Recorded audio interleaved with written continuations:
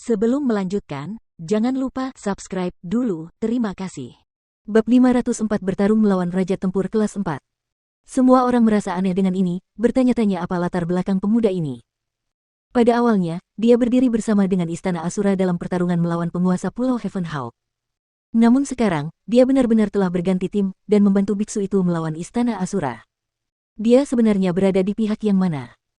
Kerumunan itu terdiam, karena tidak seorang pun tahu mengapa pemuda ini tiba-tiba berubah haluan dan membantu biksu itu, bahkan sampai menyinggung Istana Asura demi dirinya. Tidak, bukan hanya Istana Asura, 3 kekuatan besar lainnya juga memburu biksu itu, hanya saja mereka belum tiba di tempat ini. Banyak orang yang berpikiran serupa. Meskipun pemuda ini memiliki bakat luar biasa dan keterampilan yang luar biasa, tampaknya otaknya tidak berfungsi dengan baik. Bahkan jika dia benar-benar ingin membantu, dia setidaknya harus dapat memahami seberapa besar jarak antara dirinya dan musuhnya.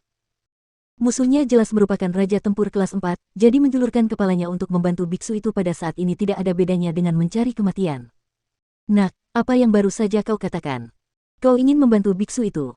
Apa kau benar-benar ingin mati? Li Hao langsung memarahi Jiang Chen. Dia tidak bisa berkata apa-apa saat terakhir kali Jiang Chen mempermalukannya, tetapi semuanya berbeda sekarang. Dengan kehadiran Ling Yi di tempat kejadian, dia tidak takut pada Jiang Chen. Kau tidak tahu siapa yang kau hadapi. Ini adalah Taekdon ke-8 dari Istana Asura, beraninya kau melawannya. Aku benar-benar tidak tahu di mana kau menemukan keberanianmu. Taekdon kami telah memaafkanmu karena membebaskan Master Pulau Heavenhawk, namun, kau tidak hanya tidak merasa bersyukur atas hal ini, kau masih ingin terlibat. Sepertinya kau sudah lelah hidup di dunia ini.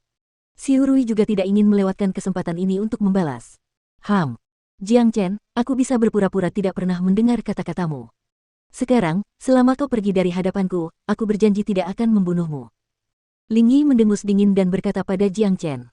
Maafkan aku. Aku, Jiang Chen sebenarnya enggan memiliki hubungan yang tidak menyenangkan dengan Taekdon dan Istana Asura. Selama Taekdon berjanji padaku untuk tidak menimbulkan masalah bagi biksu ini, kita akan tetap berteman. Bagaimana menurutmu? Jiang Chen menjawab. Dengan satu atau lain cara, dia telah memutuskan untuk membantu biksu ini hari ini. Pada saat ini, biksu itu berada pada saat yang paling kritis dalam penyerapan sariranya, dan jika dia diganggu, dia pasti akan menderita serangan balik, bahkan penyimpangan ki, yang sangat menghancurkan. Dari mana anak ini berasal? Kenapa dia ikut campur dalam urusan orang lain? Dia benar-benar contoh khas pemuda yang nekat. Jangan bilang dia pikir dengan kekuatannya, dia benar-benar bisa melawan Taekdon ke-8 dari Istana Asura. Tak satu pun dari 13 Taipan adalah orang baik, dan begitu pula Ling Yi. Dengan tidak memberikan muka apapun kepada Ling Yi, aku yakin pemuda ini akan menderita di kemudian hari. Melihat situasi ini, semua penonton merasa jengkel. Dalam benak mereka, pemuda berpakaian putih ini tidak bisa menghargai kebaikan dan tidak tahu batas kemampuannya sendiri. Dari mana reptil ini berasal? Beraninya kau menghalangi jalanku. Kudengar kau mampu membunuh Raja Tempur kelas 2, tapi jangan pernah berpikir bahwa kau bisa meremehkan segalanya hanya karena pencapaian itu. Hari ini, aku, Taekdon ke-8 akan memberitahumu bahwa selalu ada seseorang yang lebih kuat darimu di luar sana. Ling Yi mendengus dingin sekali lagi. Tanpa ragu, dia meninju dengan kuat. Pukulan itu dengan kuat merobek ruang saat menghantam kepala Jiang Chen. Jarak antara Ling Yi dan Jiang Chen sangat dekat, dan karena Ling Yi sangat cepat, ditambah dengan kultivasinya sebagai Raja Tempur kelas 4, jika targetnya adalah orang biasa, tidak ada yang akan mampu menahan pukulan hebat ini, apalagi menghindarinya. Hanya dengan pukulan ini saja, kepala mereka akan meledak dalam sekejap. Namun tentu saja, Jiang Chen bukanlah orang biasa. Setelah menembus alam Raja Tempur, ia mampu melawan Ling Yi. Apa? Dalam sepersekian detik, Jiang Chen melancarkan pukulan untuk melawan serangan itu, menyebabkan tinjunya berbenturan dengan tinju Ling Yi. Tepat di tengah benturan, kekuatan dahsyat itu menyebabkan ruang meledak menjadi kehampaan, mengirimkan gelombang kejut yang menakutkan ke segala arah. Mengetuk. Ini adalah pertarungan jarak dekat, dan tidak ada teknik khusus yang digunakan. Ling Yi merasakan kekuatan luar biasa yang berasal dari pukulan Jiang Chen, memaksanya untuk mundur selangkah sebelum menstabilkan tubuhnya. Di sisi lain, tubuh Jiang Chen hanya terlihat bergoyang sebentar. Karena ia sedang mengolah keterampilan transformasi naga, tubuhnya semakin kuat setiap detiknya, membuatnya menjadi tubuh yang hampir tidak bisa dihancurkan. Saat bertarung dalam pertempuran jarak dekat, tidak ada yang bisa menandinginya. Apa? Ling Yi yang memasang ekspresi angkuh hanya berteriak kaget. Cara dia memandang Jiang Chen telah berubah total. Dia tidak pernah menyangka Jiang Chen benar-benar mampu menahan pukulannya, dan bukan hanya itu, orang ini benar-benar memaksanya untuk mundur selangkah. Ini benar-benar tidak dapat dipercaya. Ling Yi menatap wajah Jiang Chen dan terus mengamatinya dari atas ke bawah.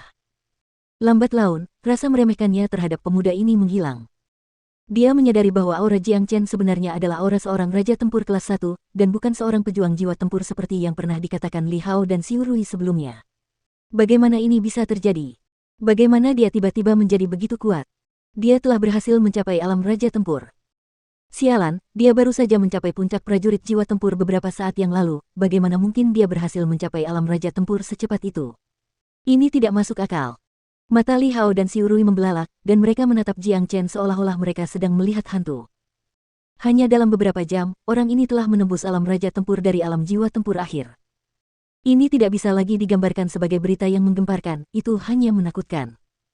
Namun, sesuatu yang lebih mengerikan baru saja terjadi tepat di depan mata mereka. Meskipun Jiang Chen telah menjadi raja tempur kelas 1, itu tidak berarti dia bisa mengalahkan raja tempur kelas 4 karena ada perbedaan besar 3 tingkat di antara mereka. Ini tidak masuk akal.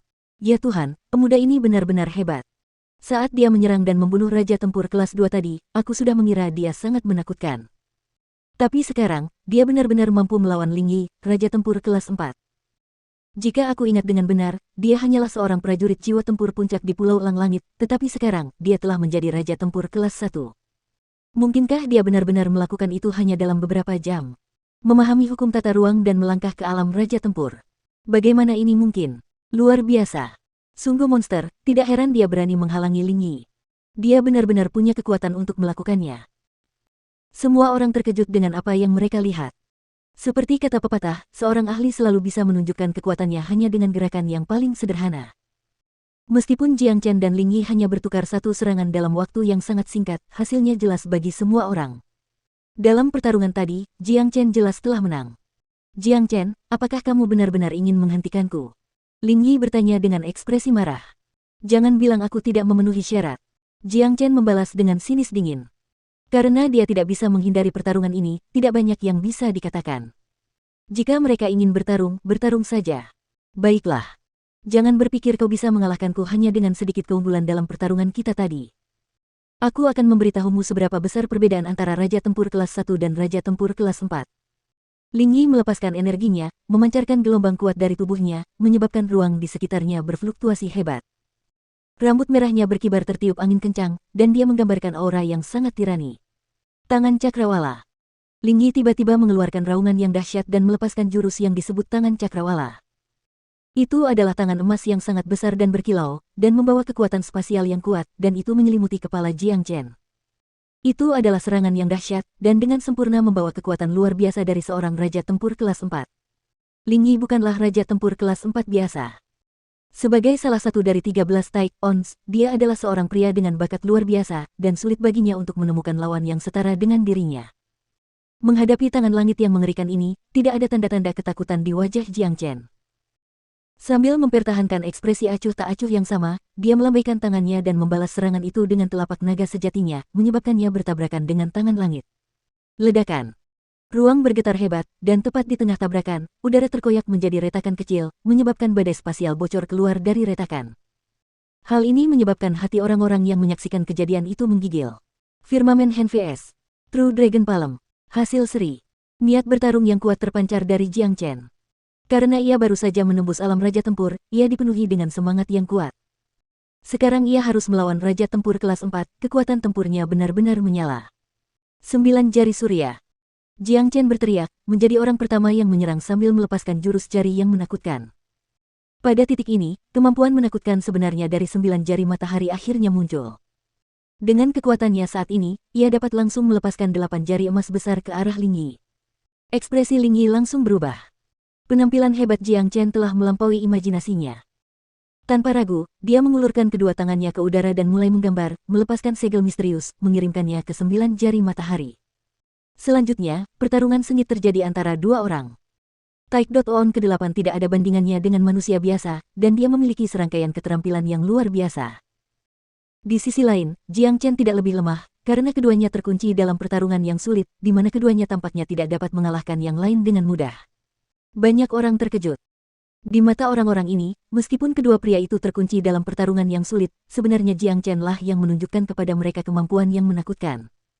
Jiang Chen bagaimanapun juga hanyalah seorang raja tempur kelas 1, dan dia baru saja menerobos ke alam ini belum lama ini. Bisa dibayangkan, jika Jiang Chen berada di kelas yang sama dengan Ling Yi, mungkin Ling Yi tidak akan mampu menahan bahkan satu serangan pun dari Jiang Chen, dan langsung mati tepat saat pertarungan dimulai. Ini benar-benar mengerikan. Dari mana orang ini berasal? Dia jelas bukan dari salah satu dari 4 kekuatan besar. Tidak mungkin seorang jenius seperti ini tidak dikenal oleh banyak orang, dan klan biasa tidak akan pernah mampu menumbuhkan seorang jenius yang luar biasa seperti itu. Mungkinkah dia berasal dari salah satu negara adikuasa di wilayah Xuan? Sepertinya mustahil bagi Ling Yi untuk menerobos penghalang Jiang Chen dan membunuh biksu itu. Namun, para pejuang dari 3 kekuatan besar lainnya akan segera tiba di sini, dan pada saat itu, biksu itu masih akan menemui ajalnya. Tidak seorang pun bisa tetap tenang. Adegan seperti ini telah mengguncang dunia mereka. Namun, bagi para kultivator biasa, bisa menyaksikan sendiri pertempuran tingkat tinggi seperti ini adalah sesuatu yang sangat memuaskan. Sialan, kenapa dia tiba-tiba menjadi begitu kuat? Li Hao berkata sambil menggertakkan giginya. Jiang Chen sekarang terikat oleh Taekwondo. Ayo kita lawan biksu itu bersama-sama. Biksu itu sekarang sedang menyerap harta karun itu, jadi dia pasti kekurangan energi untuk membalas. Selama kita membunuh biksu itu, harta karun itu akan menjadi milik kita. Inilah tujuan utama kita datang ke sini. Mata Xiu Rui berkedip. Di permukaan, mereka ada di sini untuk membunuh biksu itu dan membalaskan dendam para pengikut Istana Asura, tetapi di balik itu, mereka sebenarnya ada di sini untuk harta karun itu. Li Hao merasa perkataan Xiu Rui masuk akal. Namun, sebelum dia menyetujui saran itu, dia melihat seekor anjing kuning besar menatap mereka dengan galak, membuatnya bergidik. Menurutku, sebaiknya kita lupakan saja ide itu.